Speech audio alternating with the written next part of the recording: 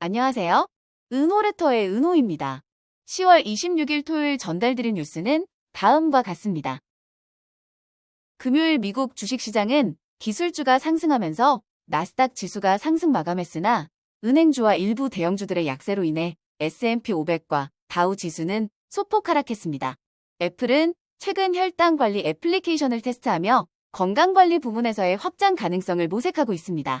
벤츠는 중국 시장에서의 강한 경쟁과 경제 불확실성으로 인해 올해 3분기 순이익이 반토막 났습니다. 키뱅크는 애플의 2025년 성장 기대가 비현실적이라며 주식 등급을 언더웨이트로 낮췄습니다. 24년 3분기 중국 스마트폰 시장에서 애플의 아이폰 판매가 전년 대비 0.3% 감소했습니다. 뉴욕증권거래소는 자사전자거래소인 아르카의 주중 거래 시간을 하루 22시간으로 확장할 계획을 발표했습니다. 보잉은 자사의 나사 사업을 매각하는 방안을 검토 중입니다. 알파벳의 자율주행 자회사 웨이모는 56억 달러의 투자 유치를 완료하며 미국 내 로보택시 서비스를 확대할 계획입니다. 자세하게 하나씩 살펴볼까요? 금요일 미국 주식시장은 기술주가 상승하면서 나스닥 지수가 상승 마감했으나 은행주와 일부 대형주들의 약세로 인해 S&P 500과 다우 지수는 소폭 하락했습니다. 나스닥 지수는 0.56% 오르며 사상 최고치를 기록했으며 엔비디아, 메타, 아마존, 마이크로소프트 등 주요 기술주들이 상승세를 보였습니다. 반면 S&P 500은 0.03% 하락하며 주간 기준으로 거의 1% 손실을 기록했고 다우 지수는 0.61% 하락하며 주간 기준 2.68% 하락폭을 보였습니다. 은행주는 뉴욕 커뮤니티 뱅크가 8% 이상 급락하는 등 약세를 보였고 골드만삭스와 JP 모건도 하락하며 금융 섹터에 대한 우려가 반영되었습니다. 특히 연준의 금리 인하 기대가 약화되며 10연물 국채 수익률이 다시 상승했는데 이는 증시에 압박을 가하고 있습니다.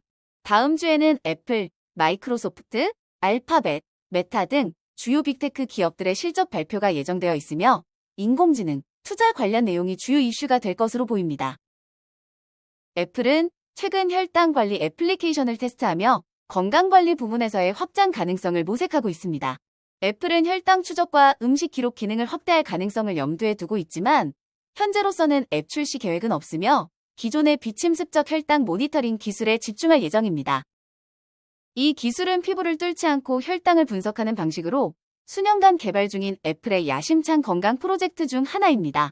현재 아이폰 크기 프로토타입 단계로 스마트워치에 적용하기 위해 소형화와 과열 문제 해결이 과제로 남아 있습니다. 이번 연구는 애플의 건강 앱을 보완하는 형태로 진행 중이며 향후 혈당 데이터와 음식 섭취 기록을 결합해 소비자가 당뇨병을 예방할 수 있도록 도울 수 있을 것으로 기대됩니다. 벤츠는 중국 시장에서의 강한 경쟁과 경제 불확실성으로 인해 올해 3분기 순이익이 반토막 났습니다.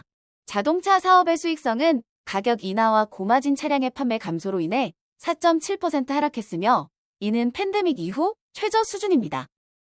특히 고급 S클래스 모델의 중국 내 판매 부진과 G클래스 신모델 출시 비용이 부담을 가중시켰습니다. 벤츠는 비용 절감을 위해 차량 소재, 공장 운영비 및 인건비를 줄일 계획이지만 대규모 구조조정은 고려하지 않고 있습니다. 중국 시장의 수요 감소와 이후의 중국산 전기차 관세 부과 가능성도 불확실성을 증대시키고 있습니다. 키뱅크는 애플의 2025년 성장 기대가 비현실적이라며 주식 등급을 언더웨이트로 낮췄습니다.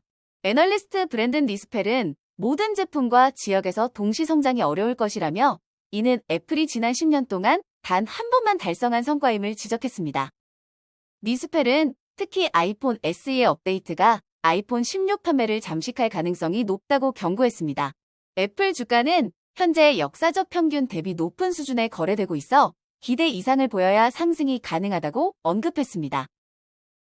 24년 3분기 중국 스마트폰 시장에서 애플의 아이폰 판매가 전년 대비 0.3% 감소한 반면 화웨이는 42% 급성장을 기록했습니다.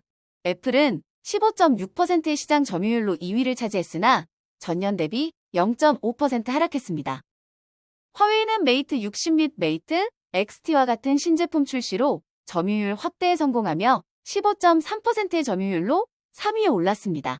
애플은 아이폰 16 출시로 3주 동안 중국 내 판매량이 전년 대비 20% 증가하며 좋은 출발을 보였지만 화웨이의 프리미엄 시장 경쟁이 심화하면서 판매 성장이 둔화됐습니다. 이에 애플은 할인 캠페인을 통해 대응하고 있으며 새로운 AI 소프트웨어인 애플 인텔리전스를 곧 출시할 예정이지만 중국 출시 일정은 명확하지 않은 상황입니다. 중국 시장에서 1위는 비보가 18.6%의 점유율로 차지했으며 샤오미와 아너가 각각 4위와 5위를 기록했습니다. 뉴욕증권거래소는 자사전자거래소인 아르카의 주중 거래 시간을 하루 22시간으로 확장할 계획을 발표했습니다. 새로운 거래 시간은 동부시간 기준 월요일 오전 1시 30분부터 금요일 오후 11시 30분까지로 공휴일을 제외한 주 5일 동안 운영됩니다. 이와 같은 변화는 로빈후드와 같은 대체 거래 플랫폼의 확산에 대응하기 위한 조치로 해석됩니다. 로빈후드는 2023년 5월부터 주중 24시간 거래를 시작했으나 NYSE는 모든 미국 상장 주식과 ETF 등 약 8,000개 증권의 거래를 제공한다는 점에서 차별화된 경쟁력을 갖추고 있습니다.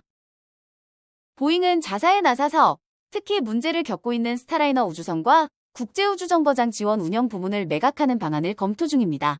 이는 8월에 취임한 신임 CEO 켈리 오트버그의 경영 전략 중 하나로 보잉의 재정적 손실을 줄이고 회사를 재정비하기 위함입니다. 다만 나사의 우주발사 시스템 사업과 상업 및 군용 위성 부문은 유지할 계획입니다. 보잉은 오랜 기간 나사의 파트너로 활동해왔지만 최근 스페이스X가 주요 계약을 맡으며 보잉의 입지가 약화되었습니다. 현재 이스즈는 2030년 퇴역 예정이며 나사는 이를 대체할 민간 우주정거장을 고려 중입니다. 오트버그는 위성 및 방위 사업 부문에서 손실을 줄이고 효율성을 높이기 위해 전략적 자산 매각을 검토하며 적게 하더라도 잘하자는 방침을 밝혔습니다. 알파벳의 자율주행 자회사 웨이모는 56억 달러의 투자 유치를 완료하며 미국 내 로보택시 서비스를 확대할 계획입니다. 웨이모는 현재 샌프란시스코, 피닉스, 로스앤젤레스에서 상업용 로보택시 서비스를 운영 중이며 오스틴과 애틀랜타에서도 우버와의 파트너십을 통해 서비스를 확장할 예정입니다. 웨이모는 이번 투자금으로 기술 개발과 서비스 지역 확장을 지속할 예정이며 미국 내 자율주행 경쟁이 심화되는 상황에서 시장 점유율 확대를 목표로 하고 있습니다. 웨이모는 주간 10만 회 이상의 승객 이동을 지원하고 있으며 테슬라와 GM의 크루즈 같은 경쟁사와 치열한 경쟁을 벌이고 있습니다. 오늘 전달해드릴 뉴스는 여기까지입니다. 들어주셔서 너무 감사드리고 은퇴하는 그날까지 파이팅입니다. 도움이 되셨다면 좋아요와 구독 부탁드립니다.